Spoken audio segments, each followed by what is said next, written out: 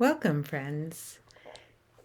As we deepen into the knowing, the intimate experience of the infinite that we are, there's one thing that you might not expect, but I've found over and over that is a really important avenue that has to be kept totally open.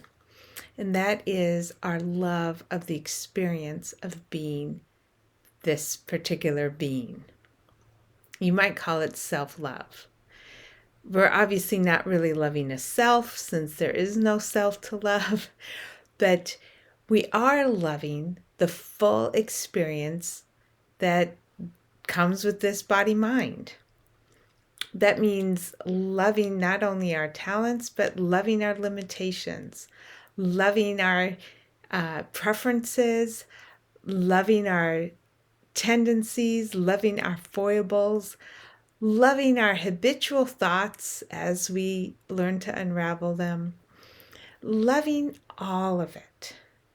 The more that we create some kind of a struggle, some kind of a criticism or distancing from some aspect of ourselves that we just don't want to own, as we do that, we actually reify separation. Anything that we're resisting becomes a reification. And that prevents us from being able to flow as this infinite one that we are. Or at least notice that we're flowing. We can't really stop being that, but we don't notice it if we're busy creating a reification. And there's so many times where, we think we love ourselves, but then, we're in some kind of environment and we find ourselves trying to force ourselves to be something different. We're trying to hide some aspect of ourselves or trying to push away something that just seems a little distasteful about ourselves. And any of those things is actually working against the full opening to the infinite that we are. So I'm going to give you an example. Just recently, I did a physical assessment and discovered that the way I walk, the right foot has a few tweaks to be able to walk with more stability. But the left foot is often not walking with a lot of stability and has more than just a little tweaks, has more work to do. And as I felt myself just tuning into that instability in my left side, I actually felt some fear, some hesitancy, some timidity.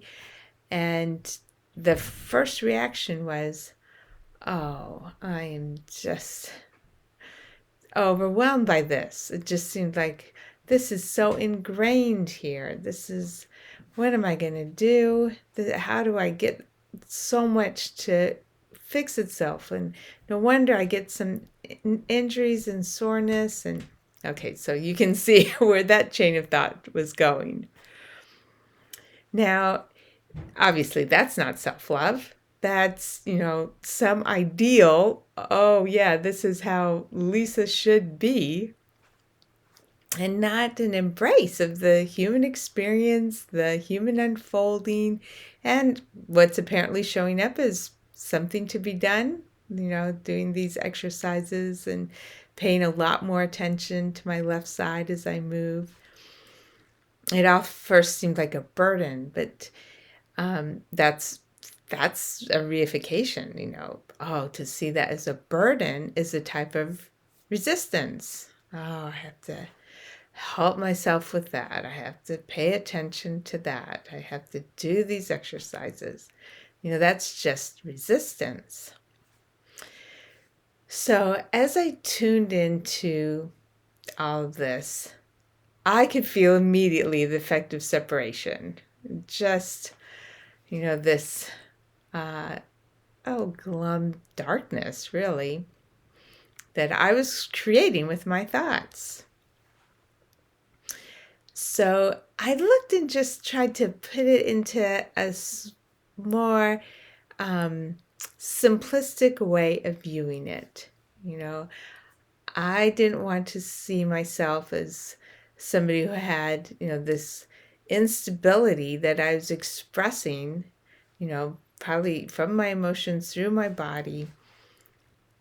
And yeah, I could see where that probably came from. But, I didn't want to own up to this hesitancy that was expressing itself as instability in my foot. So I just played around with hesitancy. What is there about this timidity? What is there that hesitates? Just holding a more curious way of being with it. I allowed the, murkiness to just be there and just played with what did that mean for me. And then I just started to open up, oh, you know, the right side maybe has some goal drivenness or something, some assertiveness, some more forthrightness. And the left side holds some mystery and, it has a pause button. It likes to look for a while first. And that's how it turned out. It's just this natural pause button that needs opportunity for expression.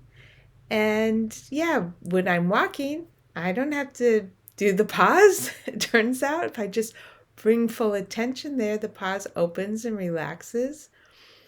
And in my life, there's space for more pausing. There's space for more looking. And so I found myself sort of just falling in love with this tender part of me as I explored it.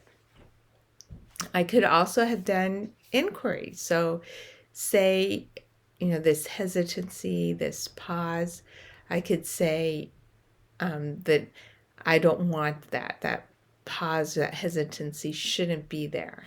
So then if I follow Byron Katie's inquiry, I could just feel, okay, do I absolutely know that's true? Well, definitely not. I don't know that I don't want this hesitancy and pause. Next, what happens when I have that, when I have the pause and the hesitancy and I don't want to? Well, what happens is this resistance to what is, trying to control, trying to prefer, trying to shove forward a false something that isn't even there. If the pause and the hesitancy is there at the moment, it's there. So what would happen if I didn't have any resistance to it? Well, this curiosity, this interest, this space, this tenderness. And then, okay, is there a turnaround here? I should have this hesitancy. I should have this pause. And that's where I really discover this is part of the creative process. The creative process is often not a straight line, and it has a lot more intuition and curves. And yeah, of course, this pause, this hesitancy has its right, has its belonging, has its necessity. And as I just opened up to that, it was like, oh, I found this natural cherishing. And in that natural cherishing just opens up the love flow into the experience of being this particular body mind. An appreciation, a love for the Lisa-ness. Holding. And immediately there just comes gratitude to the infinite that there should be the gift of getting to be the experience of Lisa. That there should be the gift of being able to taste a form, a limitation, a set of experiences that arises as Lisa. And so this opening into what would normally be called self-love, except for there's no particular self, but there is a set of experiences. This opening into self-love, it's really has no limit, has no conditions. It's love for all the aspects of being Lisa. All the hidden parts, all the slow parts, all the fast parts, all the capable parts, all the weak parts, all the confused parts. It's all of it. And the falling in love over and over with the wholeness of the Lisa experience actually opens up the avenue of feeling, noticing, increasing the awareness of this infinite aliveness that we are. So you may look and see, is there some aspect of yourself that you find, oh yeah, I do kind of try to shove that into the background? And is there an opportunity to expand into this self-love or love of all your experiences by just holding it with curiosity and possibly doing inquiry? Enjoy.